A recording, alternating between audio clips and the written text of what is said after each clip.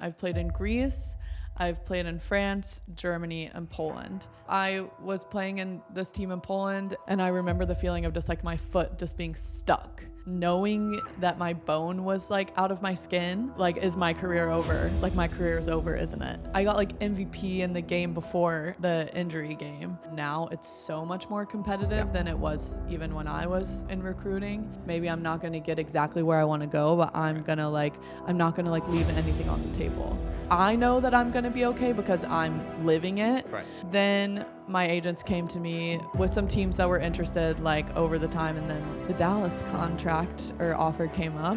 What should have been a career-ending injury has now led to the biggest comeback ever. Never ever let anything or anyone get in the way of reaching your goals and getting what you want.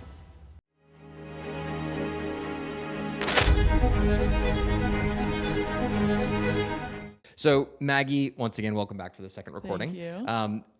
In the first recording, we discussed a whole lot. Yeah. Obviously, we delved into your recent experience abroad, your injury. We talked about pro volleyball, what it means to you. You taught me a lot about pro volleyball as a woman and what that looks like. And I'm very excited about doing all of it again for a second time. Hopefully not a third, but for a second time. But seriously, welcome back. Let's just kickstart here. Who are you? Where do you come from? And then we'll proceed again. It's the same thing as last time. Okay. Just even this time more fun and with a better hat. And I'll try to ramble less. Yeah, I don't think it was not bad. It was great. Okay. So yeah, my name's Maggie Speaks. I'm a professional volleyball player. I am from Camden, South Carolina, so small town proud. And yeah, I played volleyball since I was 11. I think I started playing when I was 11. Played in Camden schools, went to North Carolina State, and then after I graduated from NC State, I have been playing in Europe ever since. So for the past 8-9 years, that's what I've been doing. Fantastic. Well, welcome back to the States. Thank you. So you, just to kind of walk through the story here too, obviously grew up in Camden, played volleyball, went to NC State for volleyball. In the last episode, you told us too that you didn't actually know that pro volleyball was even a thing at the time. So you discovered pro volleyball and then made your way to Europe, in which you've been basically gallivanting around Europe for the past decade. And now you're back to the States to start a new and fresh start with a pro volleyball team, which the Pro League has only been around for 5 years in America. This will be the fourth season. Into the fourth season. Yep. Okay. Yeah. And that is like pro indoor softball, correct? Okay. Volleyball, yep. Did I say softball? Yes. I'm just worried about this audio not recording. Yeah, That's it's okay. what my mind's at. It's okay. Yeah, softball. It's also a great sport, but you don't play softball. But with that being said, so in Europe, let's just go back through that again, and we'll talk about the injury later on. But the European League, what does that look like? Who did you play for? And we'll talk about what all is involved in women's volleyball as well. So the countries I have played in, I've played in Greece, I've played in France, Germany, and Poland. And so how it works is each country has their own professional leagues within that country. And then of course, there's different divisions. There's the top league and then different tiers of professional leagues within each country. And then on top of that, there's also different international leagues that you can qualify for. So if people here know soccer, Champions League, there's Champions League soccer, there's also Champions League volleyball. So then you have different tiers of the international leagues that also coincide with the selective countries pro leagues. Got it. So that's what I've been doing, playing in those. Did I ask you what your favorite country was before? Which country was your favorite along the way? Or I don't think so. How do you feel about answering that question? No, I don't think so. I think every country was very different. But I think overall favorite that it was just the best of both worlds was definitely Greece. Okay. Yeah. My season that I had 2 seasons ago, we were just in a great spot. I loved my team. My team did really well in the season. I feel personally I had a really good volleyball season that year. Cool. Had a really great group outside of volleyball for the first time ever, because I've never had that before. Yep. Overseas. So yeah, I think that was definitely my I mean, it's also Greece favorite. And it was Greece. Can't really go. Yeah, and it was Greece. So yeah. So during like my study abroad era too, the Greek countries were always like the Greek islands were always my favorite. I say Greek countries, but like studied in Cyprus, and then we jumped to the islands. And had those experiences along the way, but I was like, it's kind of hard to compete with Greece. You can't. I mean, yeah, you can't. You really can't. But I mean, Poland was your last stop, correct? Mm-hmm. And probably a little colder than the Greek experience. It was really cold. It was very gray. Okay. It was definitely a bigger adjustment than I thought it would be, because I had played in France and I'd played in Germany. Right. So I was like, I remember what it was like to play, have all those months where it's really gray and cold and rainy. But then I think going from that transition from Greece, and then, I mean, being home in the summer too, like I live at the beach as well. And so going from that to Poland, it was a really big adjustment. Right. And I definitely did not transition very well, I don't think. But yeah, it was a big switch up. Got it. Y'all's so for like your actual games, did you play in volleyball like stadiums strictly? Okay, so like, well, not strictly, but like for example, the arena that we played in for my team in Poland, we shared with a handball team, which is pretty common. Yeah, I think most of the teams that I played for, we shared with. Like one year it was a basketball team, another year another handball team, which is common. Cool. And do they typically like pack out a stadium or an arena? In Poland, the fans are really devoted. So we had some pretty like bottle of vodka and go to a volleyball game. Sort of thing. Right. Exactly. I mean, yeah, pretty much. Towards the end, so my team, obviously I wasn't playing, but I was there, and my team was playing in the playoffs until we were in the semifinals. And it was the whole stadium. I can show you a video later, but it was just packed, and it's just really loud, and the teams are really passionate. I mean, the fans are really passionate, and it's just such a fun environment, which I think is something that I'm maybe going to miss a little bit, but we'll see. But like if you've seen any of the World Cup stuff, and like how all the fans, like they have their songs and they chant and they have drums and everything, it's similar, in the volleyball world too over there. So Sweet. Yeah. Have you watched much of the World Cup? I haven't watched any games, but I'm on the TikTok, the fans. Yeah, I'm like swiping through, and I see a bunch of stuff too. But there's so much going on right now between that, like the UFC fights recently on the White House lawn, and and basketball with the Knicks, and I was like, there's just so much going on in general. It's like, how do you keep up with all this? Yeah. And I've got once again, there are some people that I know that literally follow along with every single one of them, and it was like there's college baseball going on too. You're like, how do you follow in golf simultaneously? How do you follow every single thing, and also live a life and like work as well? And I think just kind of like where for me, like I like to like stay in tune with what's going on like geopolitically to a set like at a macro level. Try my best to stay involved, just to like generally know what's going on. But it's the same thing like trying to follow the markets, like just like following sports. Is there something new literally every second? It's a lot. It's always a lot. Yeah, it's a lot.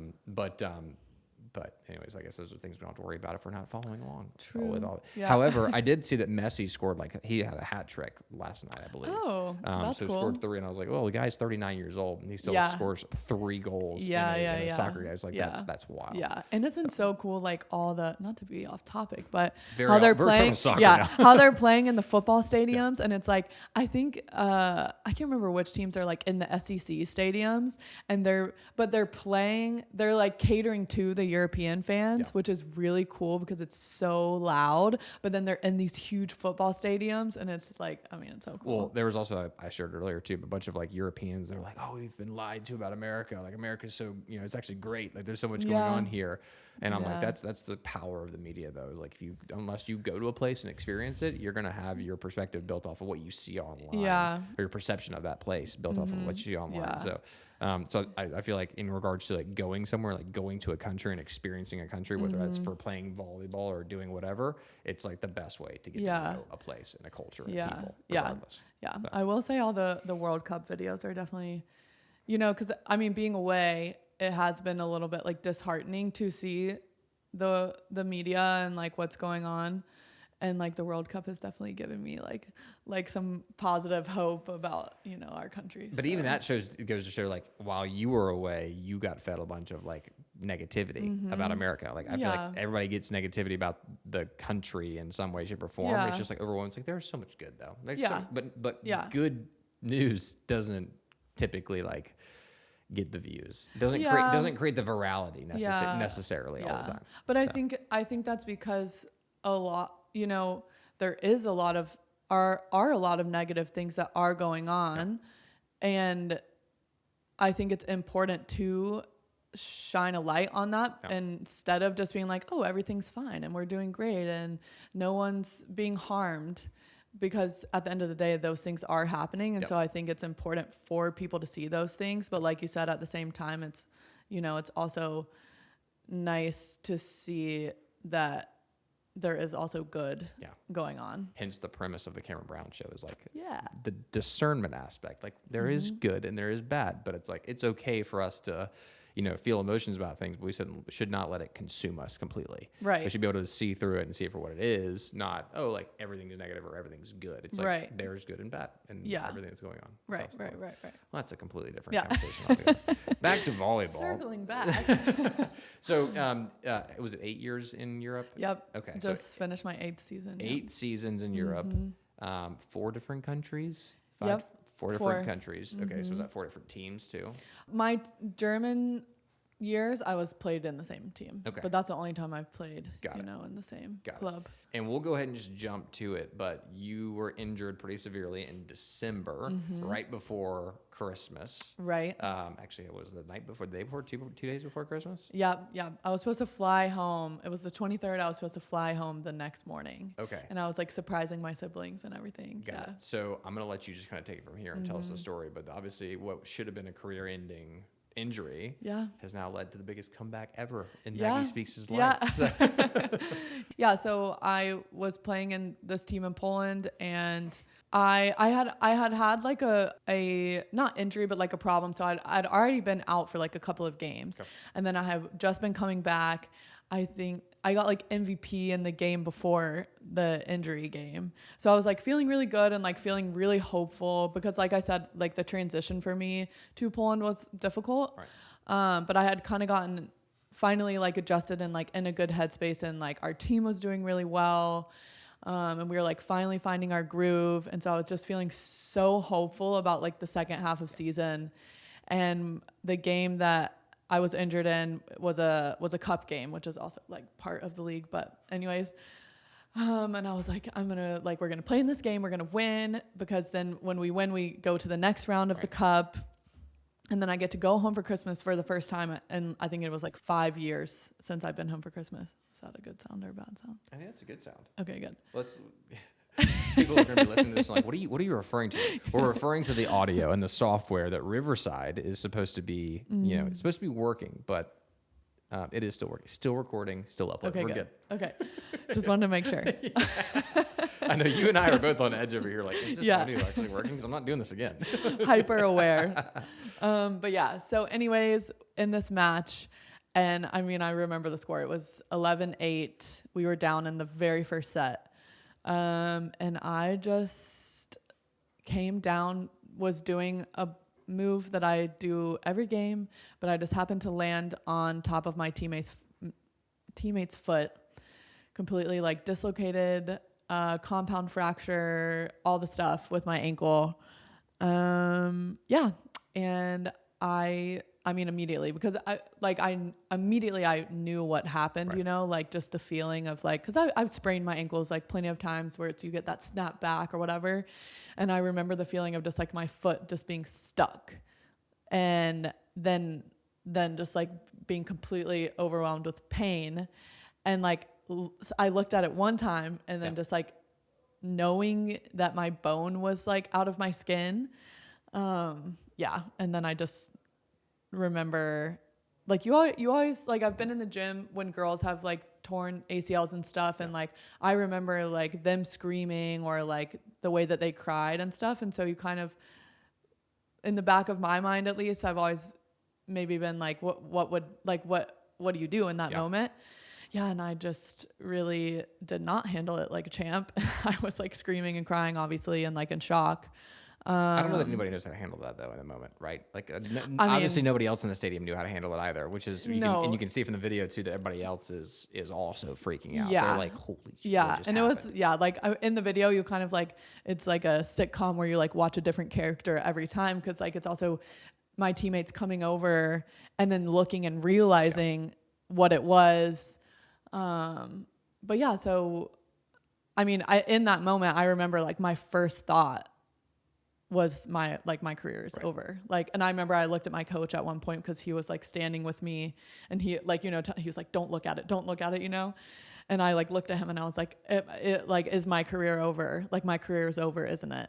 But yeah. And then, you know, going through that process of being in the hospital and everything. And like a couple days later, my mom and my brother came, and then just kind of like going through that whole process and being told, you know, like I'm done for the season. And I mean, I'm blessed that I haven't had that experience yet with an injury, you know, that's like a season ending injury. But I mean, there was obviously a good minute there where I also thought maybe my career was also over. But yeah, no, I just really had angels watching over me, because I mean, so the bone literally came out of your body, and you did not tear any tendons or anything. Nothing tore. No. But the bone ripped out. Yeah. Yeah. And like, even when I got to the hospital, they're like, okay, like, we have to do x-rays, but like, we're going to do everything like while you're asleep and like in surgery, because for sure you're going to need surgery. That's wild. Yeah. And then they did an x-ray. Cause like normally, when that happens, it's, you know, they have to put in the screws and the metal plates and everything. Right. And they did the x-ray and they were like, you just have a really small fracture. I think, which they lost my initial x-ray, which was kind of a bummer, because it would have been the coolest image to see. But I guess the momentum of the landing and my foot just being perfectly moved out of the way. I don't really know which bone came through my skin. Like I have no idea, but it didn't break enough to warrant like a surgery. So they just set it back, stitched me up. Said, have a good Christmas. Yeah. Merry Christmas. Merry Christmas and Happy New Year. Enjoy yourself. Yes, yeah. Thanks guys. Oh my gosh. Yeah. So yeah. And then I didn't need to have like my tendons, then ended up getting an MRI a little while later. Like my ligaments and everything were intact. So basically it was just kind of like letting everything heal. Yeah. I have such mad respect for all healthcare workers in general for being able to like see stuff like that on a daily basis and keep doing it. I guess you kind of, to a certain degree, at some point you've seen enough of it where it just becomes the new normal. But for me, like I see something like that and I'm like, I don't want anything to do with it. I see blood and I'm like, I'm good. Like that's great. Like I'll patch you up, but then I'm good for like a few years. Yeah. I don't know that I want to do it like 4 or 5 times in a day. No. But, yeah. And I mean, like at one point, because they had like rolled me out on the stretcher and then they were like, we're so sorry, but we have to leave you because someone in the stands, like a fan, had passed out. And they're like, we need to go check on them, but we'll be right back, because we were like waiting on the ambulance or whatever. So yeah, I mean, I can't imagine. Like I feel like it was good. Like I think my teammates maybe are like honestly more scarred than I am, because they had like a good view of it and stuff, and I didn't really look at it. Yeah. And like even in the hospital, I like made sure I like had a pillow over my face the whole time, because I was like, I don't even want to accidentally like see. I mean, your adrenaline's also just like pumping through your body the entire time. And you're almost like in a blackout state, which like when anything like that happens, it doesn't make it any better. I was really hoping that I was going to pass out, but I didn't. But yeah, pillow over the face works. Were they like breathe? Yeah. Well, and at one point I was like starting to go so insane. Because they like gave me some pain meds, but then when they started to wear off, and I was like, when do I get more? And they were like, we can't give you more for like, you know, another hour. Yeah. And at one point I was like, I remember I started to just kind of like feel like I was like going insane. And then I was like, I don't care what anyone in this hospital thinks. Like I have to focus on something else. And so I started to sing. And so I remember like being like, okay, I need to think of like, what's a song I really know the lyrics to? The only song that came to my mind was oh, say, can you see? So I'm literally like in the hospital out loud singing like the Star Spangled Banner. So that's yeah. hysterical. Yeah. Fantastic. So, Fantastic. Well, now you are, as a result of this, what was the gap between you got injured, you were healing, and then you started to have this conversation about coming back to the States and everything else. Yeah. What was the period of time in between? Yeah. I mean, it was a little bit of a waiting game, I think, at first, like with my agents and everything about like next steps for like my career and like the next season. But then, you know, once it was clear that I like wasn't going to need any sort of like major surgery or whatever and just need to start doing the rehab process and that I would more than likely be okay for the next season. Right. Then they, you know, started talking with teams and stuff like that. But I had kind of in my head accepted, like, I'm probably not going to get an offer. Like, I know that I'm going to be okay because I'm living it. Right. But like from the outside, obviously it looked horrific. And like, you know, a lot of athletes that suffer an injury like this, like it does take them a really long time to come back. Right. So I had kind of like come to peace with the fact that like maybe I'm not going to get an offer until it's like very, very clear that, you know, like I'm back on the court and playing. Right. Then my agents came to me with some teams that were interested like over the time. And then the Dallas contract or offer came up, which we were like, and then this is even more perfect because the season starts even later. Yeah. So there's even, it's, you know, more reassurance that we can give them that like, you know, she's gonna be okay for this US season because it's so much later. And that season starts in December. January. So like I think we'll start preseason in December and then the matches will start in January. So are they still playing right now? No, they finished in May. At the end of May. So it's a won really the championship condensed in May. Yeah, it's a really condensed season because like the European seasons, like we start preseason in August and games start in October and we go October to May. And so the U.S. leagues are really short and condensed. And you're technically announcing this publicly shortly? Yeah. I think the announcement is going to be, like next week. Next week? So officially. So we officially have to wait to release this until next week. Yeah, I mean, that would be great. So this is going to coincide with the official announcement. Yeah. Wow, you're hearing it here first, folks. Yeah. Not really, because you're not hearing it until next week, but you're hearing it on the same day.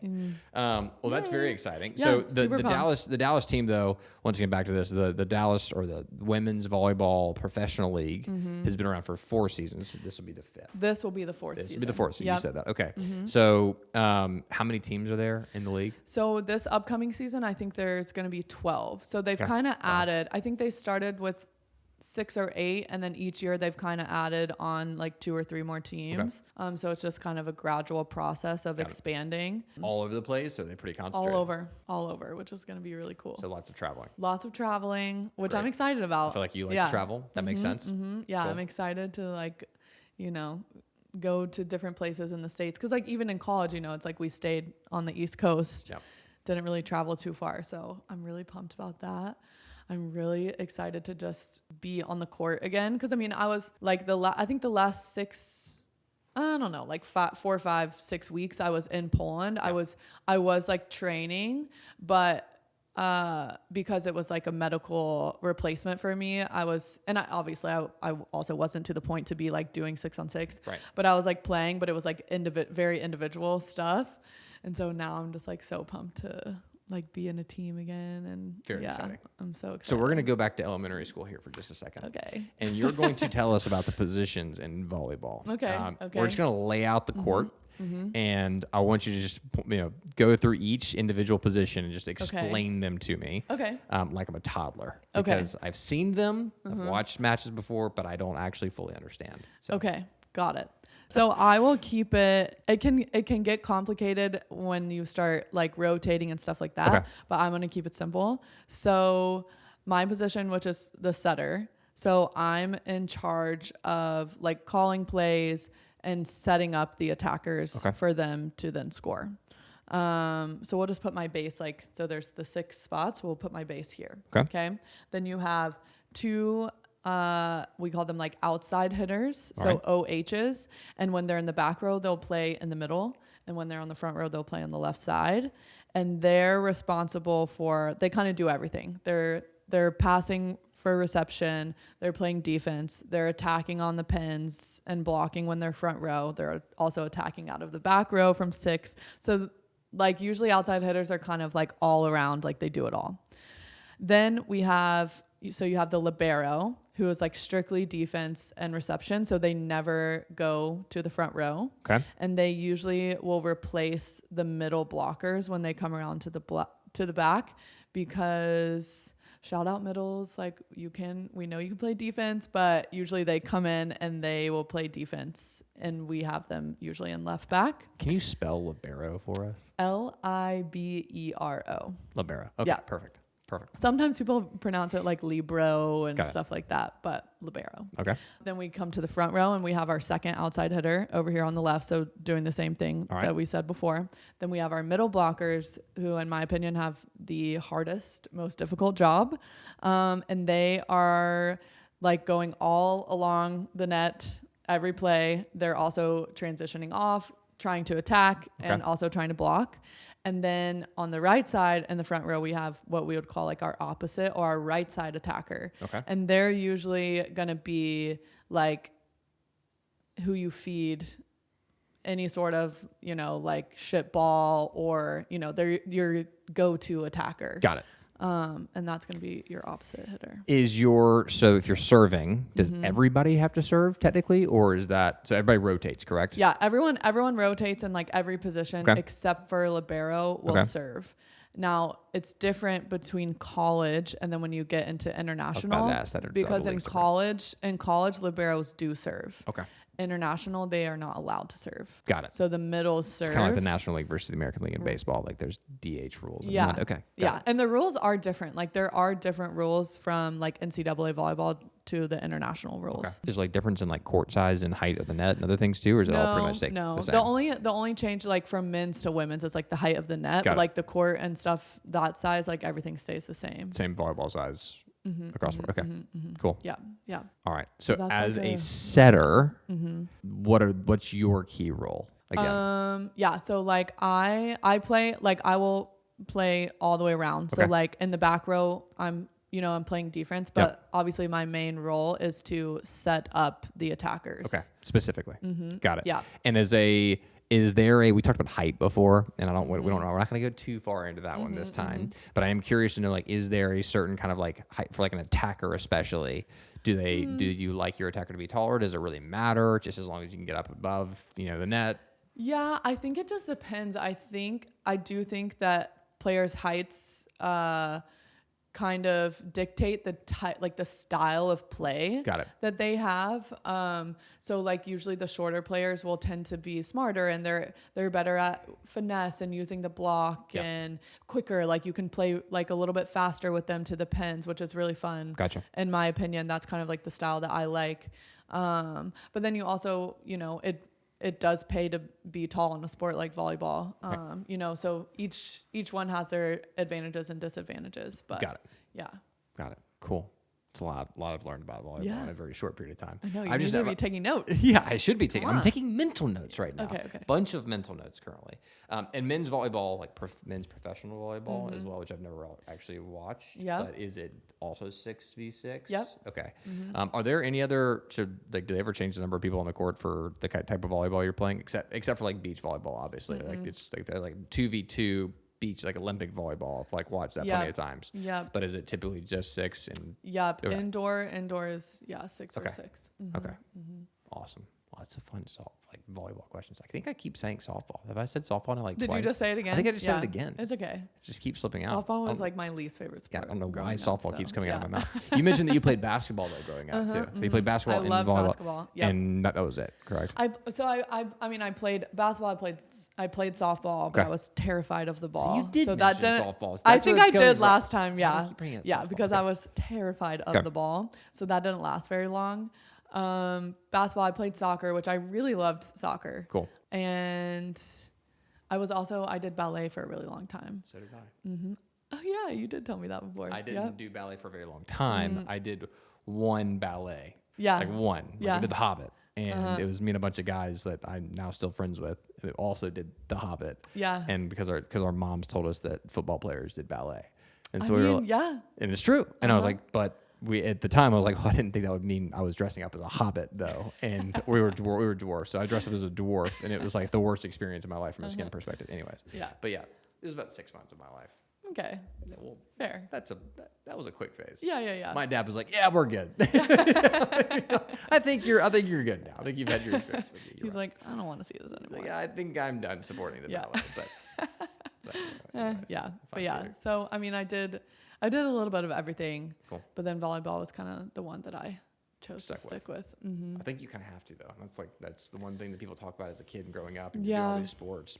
But in order to get really good at one thing, you kind of just got to stick to it. At some point. Yeah. And I think the way, especially like how volleyball is, like you have to play club volleyball in order to like get recruited and be seen. Yeah. And so, the school season's in the fall and the club season is in the spring. And so you just, there's not enough time to do everything. Yeah. So unfortunately. So rehab's been good though. Everything's been good on that front. Yeah. Rehab's been fun. Rehab's been good. Okay. I've been working since I've gotten home, like still doing the rehab part, which I don't think I will ever stop now at this point. We're gonna I don't think I will ever stop. I want my ankles to be ankles of steel.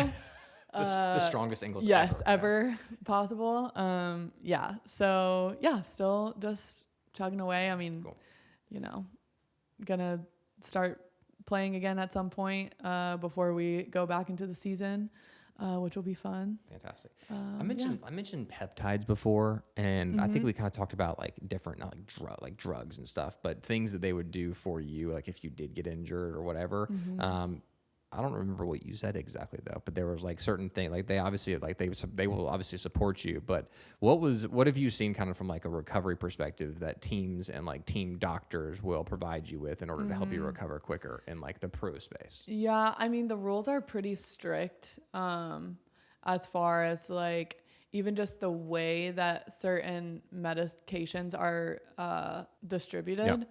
So I mean, I've gotten several like injections, but like we'll do like hyaluronic acid injections. Like if you're having a problem with your knee, PRP is really popular now, but I think the research on that is kind of like 50-50. Yeah. But there's like certain things that are like, I looked into doing, I think it was like a certain type of peptide, like for my ankle. And I like looked it up to see if it was allowed, and it was not allowed. Like, even though essentially it's naturally occurring in your body, I think it's still considered like the way that it's put into your body is like a steroid. So it was something that I wouldn't be able to do. But yeah, I mean, the good thing is there's a list, and you can just like put whatever you're wanting to take, like as far as supplements and stuff like that, into the list. But it's pretty strict as far as like what you're allowed to use. Yeah, I'm sure. I just think about like Lindsey Vonn, like tearing her knee or whatever she did to her knee. Yeah. 4 different times, however many times it was. It seemed like it kept happening. And then the final time, but I was like, in order for her to even get back on the mountain after that, a second occurrence or first occurrence, whatever it was, she obviously was doing something. I was like, they were pumping her full of something. I know there's obviously rules and regulations and plenty of things. So they think back on it. I'm like, there's no way a little bit of rehab gets you back on the mountain that quickly. Yeah, so, but I feel like also like, I don't know, like mindset. Like if she like, I mean, if you like put yourself in her shoes, like she like did all this work to come back and be physically in a place to like qualify for the Olympics again. And then it's like what she like heard it like the week before the trial. And it's just, I feel like obviously I can't relate on that standpoint, but I feel like most athletes, especially at that level, can relate to where you do, like if you have an injury like that and then you have a competition like the Olympics, that it's like I'm just gonna push through. Like pain is pain, and like I'm just gonna push through. Like I feel invincible, like I can do this. And yeah, I mean, I probably would have done the same thing. I'm not saying Lindsey Vonn took anything in particular. I'm just saying I was like, the recovery time was wild. And I was like, of course, as an Olympic athlete, they've got every single resource at your disposal. Between the training and the clean, the drugs that you're allowed to take, et cetera. But I just thought the recovery time was wild. And then obviously, watching her absolutely rip through it. I mean, obviously she wasn't recovered. Obviously she was not fully recovered. Obviously she did not take enough time to fully recover. But to your point, like if you're at that point in your life and this is potentially going to be your last Olympics, you're going to do everything you absolutely can to get back on the course. Right. Mind over matter. Yeah. Yeah. But I think with the Olympics too, like I'm sure the drug testing and everything that they do there is even more intense, so I don't even know what she could have taken to help. But have you seen any of the new, like the, what do they call them?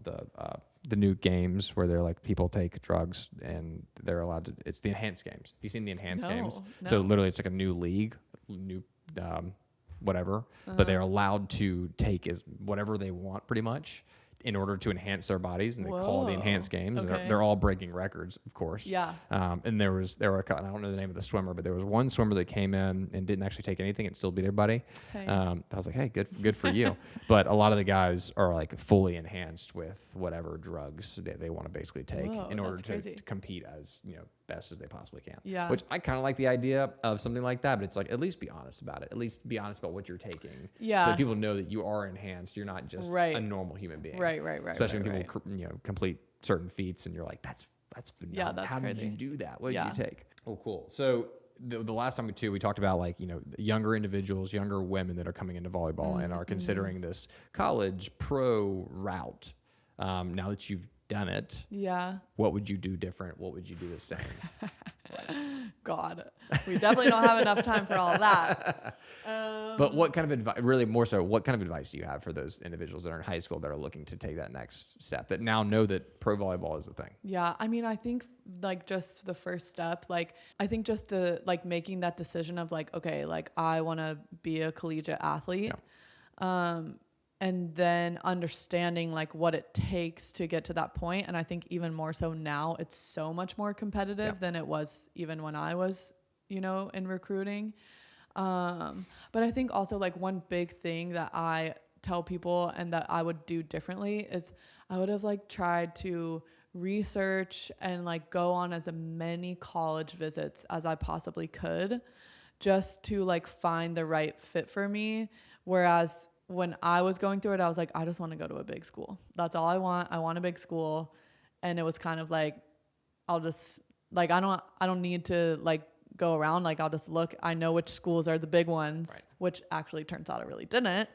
So I think that's one thing I would definitely do differently, and just like find the school that you think fits best for like education, as well as like the culture and like the sporting culture and environment that you think fits you best. And then, I think it's just about like really just like working your ass off to get to where you want to be. Work. Yeah.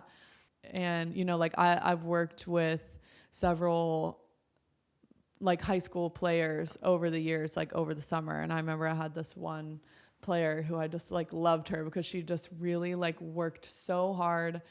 And like she just really, really wanted to play in college. And like I remember it was like during COVID and there was no gyms. And I would like, they would have me come to their house and just have a volleyball in the hot outside. And we would like do volleyball lessons. And it's just like, I just like admired that so much because she's so young and so like still so determined and just like, I'm gonna like at least do everything I can. Like maybe I'm not going to get exactly where I want to go, but I'm going to like, I'm not going to like leave anything on the table. Right.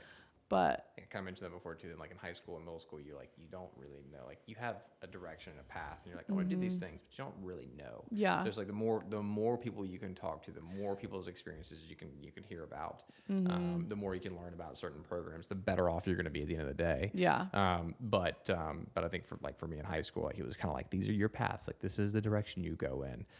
But it's just like for parents and for the kids as well, it's so good to hear stories like this, especially for somebody that's done it now overseas and is joining a brand new pro volleyball league, which is phenomenal. So I think a lot of people will get a lot out of that at the end of the day, especially from listening to this. Yeah. And I think it's like important for the parents too, to like also understand the recruiting process.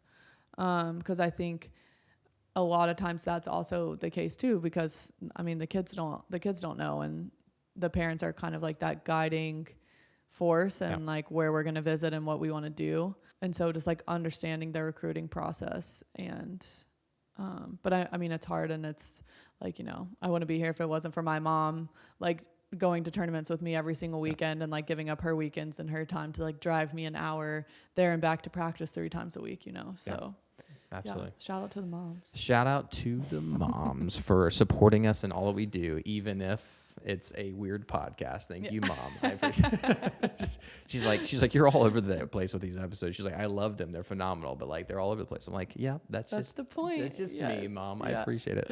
Well, Maggie, I really appreciate you coming back for a second recording. Yeah. And looking forward to our Colorado trip as well, which is phenomenal, which we have coming up, which we're all pumped about. But is there anything else that you want to add to this episode before we part ways this evening? Aside from how ridiculous I look in this hat. So. No, you're crushing it. God, I mean, I think like that I'm just really grateful to like be in the position that I'm in and that I get this new opportunity and this next chance to just like keep proving what I feel like I have inside of me when it comes to like volleyball. Yeah, and I'm grateful for my support system and my roomies, Taylor and Jake. Thanks for letting me stay with you during the week when I have my PT. And yeah, my parents were just supporting me. And yeah, I think it's just like, I think you asked me last time, like, what would you say like to your younger self? Yep. And I like thought about it again. Hold on, real quick. Maggie, what would you say to your younger self? Let me ask it again. That's a great question. What would you say to your younger self? Now, with all the experience you have, what would you say to your younger self? I would say that never, ever let anything or anyone get in the way of reaching your goals and getting what you want. Just to make it clear. Should we just end on that? We're just going to, right there, we're just going to lock it in. No, that's phenomenal. Well, once again, I appreciate you hopping on. Maybe at some point, middle of the way through the season, shout out Dallas, too. Yeah, shout out Dallas MLV. I'm ready. I'm pumped. We might need to have, like, the entire team on the Cameron Brown show. Hey, we could probably make that happen. I honestly have no idea how that would work. If I whole struggle, round table of just you and some professional volleyball If players. I struggle with 2 mics, imagine, though, trying to, like, set up, like another 6 or so mics. Yeah. Well, hopefully at that point we've got that would be a fun episode. But hopefully we have a producer at that point that can support that actually occurring. Yeah, we can make that happen for sure. But yeah, this audio better be perfect. Yeah. That's all I'm going to say. But really appreciate it. And looking forward to watching the season and supporting you from afar. Yeah. So.